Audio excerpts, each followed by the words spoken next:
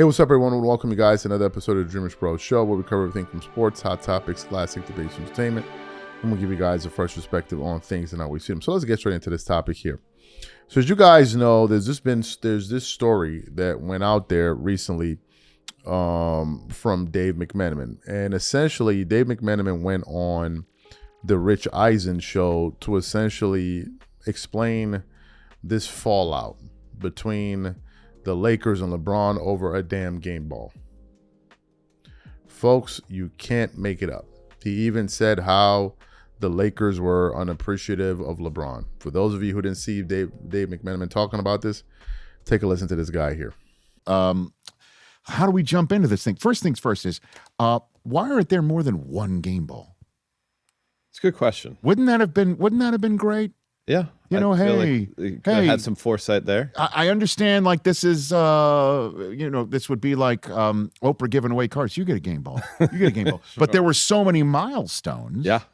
So we're talking about March 31st. Yes, sir. Lakers beat the Cavs. Mm-hmm. It completes what ends up, we don't know, but at this point, in retrospect, they've now gone 16-2 over a 32-day stretch.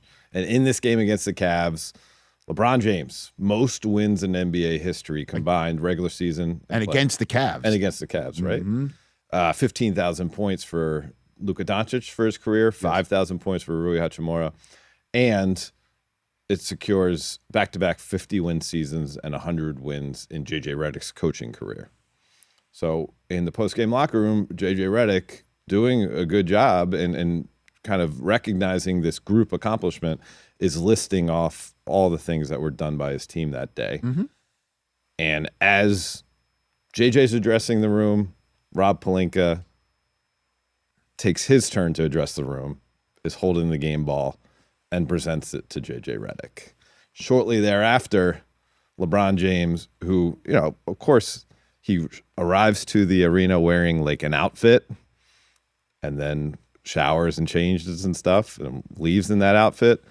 Well, this night was still in the practice shorts, ice bags on his knees, slide sandals on his feet. And he walked right out. Walks out. By the way, Dave McMenamin here on the Rich Eisen show talking about his piece that's on ESPN.com that's kind of burning up the entire NBA community, and certainly here in Los Angeles, California, live on the Rich Eisen show. So LeBron James walked out with bags of ice on his knees, or took those off and left? Do we know that? No. I mean, I saw it with my own two eyes. The bags of ice were still on his knees. And so this is like, he's just out. So to be clear, this isn't out. because he doesn't think JJ Redick is deserving of a moment. It's not about that at all. Yes. He has a great relationship and it with was a JJ beautiful moment. The video of his children Yes. saying, "Congratulations, Dad." Right. Beautiful moment. It was taken by LeBron to be another example of the Lakers not appreciating him and everything that he does. Where does that come from? I think it's from an 8-year relationship that has had a lot of stuff build up. Now, I asked LeBron after Game 4 Yes. against the Thunder. He's making the same route out of the arena. Mm-hmm. This time he's wearing regular clothes. Okay, good. Yeah. He's wearing the same clothes he arrived in. Right. And I said, in order for you to come back to play for the Lakers, I understand you're going to have to figure out whether you want to play. I understand you're going to have to both sides will have to figure out what the money. But that aside, is there any static that needs to be cleared up in order for this to move forward? And he said, there's no static from me. And so I saw that. That was the quote, one of the second to last quotes of your piece. Right. So I would say that perhaps that means that even though he had this moment, that was a real moment of indignation, is what he felt. Yeah.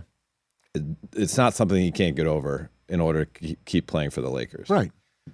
But the Lakers, you're dealing with one of the best players of all time. Where he goes on the list, that's up for debate. But 9th if you saw First Take the other day. But okay, keep going. Yeah. Yeah. And also someone who has now worked for you for 8 years, been the face of the franchise, delivered a championship, all of those things. Mm-hmm. Are you ever going to make the guy feel like you want him? I mean, $50 million. He's the highest paid guy on the team. So that's what the money is for? You're Don Draper? Is that how you work with John Hamm? Yeah, okay. That's what the money is for. Yeah. Like, that is in many ways, in many metrics, in sports for sure, the biggest respect you can get is your paycheck. That's number one. I understand. Is any of this born out of the fact is how he found out about the Luka trade? I haven't been told that specifically. Okay. LeBron has on the record said that, of course, if that trade comes across your desk, you make it. Right. He understands it as close as he is with Anthony Davis and is to this day. No, I don't really think it's more about once the trade occurred, the way the Lakers went about their business. Excellent. So you heard what Dave McManaman had to say. So I was just going through the internet here, and I saw a video of Kevin Garnett and Paul Pierce talking about the Lakers, and it was actually about something else. And then I clicked on it, and then KG just started to go off, man. Like, KG just started to go off, and he snapped at LeBron for this idea of him getting pissed off about them not giving you a game ball and you not feeling appreciated. He's like, man, this is business. I was like, what does this have to do with basketball? Excuse me, what does that have to do with basketball? Are they doing the things that matter on the court? And if the answer is yes, what are you whining and about, right? So for those of you who didn't hear what Kevin Garnett had to say, I want to play his comments for you now, and I'm going to come back and continue on the show. Take a listen to KG here. Man, you think you should retire, Lord? Yeah, I think he should, man. Just like for the simple fact that at the age that he still receives the criticism that he still does. Are you gonna get criticism? I know, no, not the greats wasn't getting this criticism late. Nobody was criticizing Kobe when he wasn't going to the playoffs in his last year. They were just enjoying his moments. Like the same with Jordan and Washington. They were talking about, can he win without Shaq? No, I'm talking about in his last year, in his last 2 years when he was hurt. He was coming off something. Yeah, he was hurt. He wasn't available. He didn't play. He wasn't in the narrative. But I'm just saying nobody was attacking him or criticizing him when they wasn't going to the playoffs. Same with Jordan when he went to Washington. It was just enjoying them to continue to still play for the simple fact the man is 41 and we still critiquing him like he's 25 and should be winning MVP or winning championships still. Who's saying that? It's just that's what. Ain't nobody saying that shit. He get credit like when saying that. Yeah, they is. They just the criticism he gets still.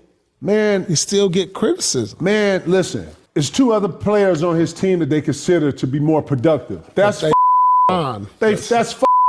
yeah. Okay? You're 40 plus and you feel some type of way because you're 40 plus and still have the ability to, so you feel not entitled, but a certain way. Yeah. Okay, reality is that these two are a little more better than you. So get over yourself. This is business, bro. This ain't about something. I didn't get a ball. Man, they got 1,000 balls back there. It's how he did it in the prison. Lord used to getting whatever he want, bro. You hear what I'm saying? So this is all leveraging to me, bro. This sounds like super leveraging. Oh, okay. I'm going to create some bargaining chips here. Yeah, you remember when you know what I'm saying? It's that petty. And then you put that in, you know what I'm saying? You see that move, P. You see that leveraging chip, where it's going, or at least what it looks like. Yeah, it was time for me to move, now the out. What's they got to do with putting the ball in the bucket? What's they got to do with making us better? What's they got to do with, the personnel that we need to be in the West to make us you know what I'm saying? How are we going to get Luka back? Well, how can we be better? Like all this other nothing to do with basketball is, you know what I'm saying? Is affecting the main thing. Excellent. So you heard what KG had to say. What are my thoughts about this? This is all part of the circus. This is part of the circus that comes with accommodating LeBron to your team. Whenever he loses, it's always like a blame game. And in this case now, the blame game is Rob Pelinka. Now LeBron doesn't feel appreciated. What do you want the Lakers to do? Do you want that after every milestone, the GM, the president, the coaching staff, everybody to like bow down and worship you in the locker? What do you want? I mean, seriously, what do you want? A game ball? If you also paid attention, he talked about cookies. Now, what was he referring to? Apparently, that was the final straw that broke the camel's back, according to D. Wade, and I think some other people, where the Miami Heat took LeBron's cookies off the plane. And LeBron was a huge chocolate chip cookie guy, and he was like, I'm leaving this franchise. They took away my cookies, right?